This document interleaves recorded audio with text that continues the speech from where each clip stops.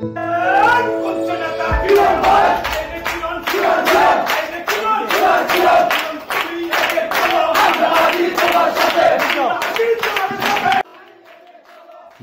জাতীয়তাবাদী যুবদলের ঘড়িসার ইউনিয়ন শাখার বর্ধিত সভা অনুষ্ঠিত হয়েছে।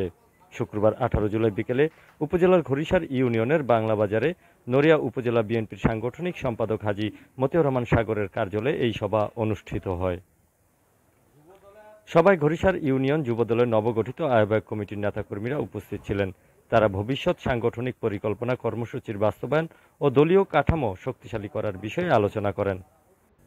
এ সময় প্রধান অতিথি হিসেবে উপস্থিত ছিলেন নড়িয়া উপজেলা যুবদলের সাংগঠনিক সম্পাদক শফিকুল ইসলাম শান্ত।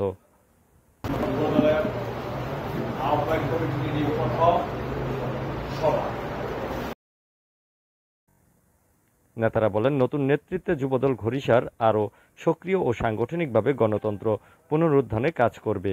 সভায় ইউনিয়নের বিভিন্ন ওয়ার্ড থেকে যুবদলের নেতাকর্মীরা অংশগ্রহণ করেন। আপনাদের মতনই একজনকে তো প্রধান বানাতে হবে, একজন তো সদস্য সচিব করতে হবে।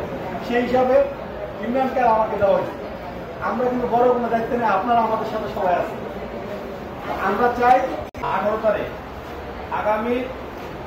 আগামী মাসের 5 তারিখের মধ্যে 9টা ওয়ার্ডে, যেমন আমার ওয়ার্ডে আমি আছি, মনির ভাই আছে, এরকম 10টা আছে।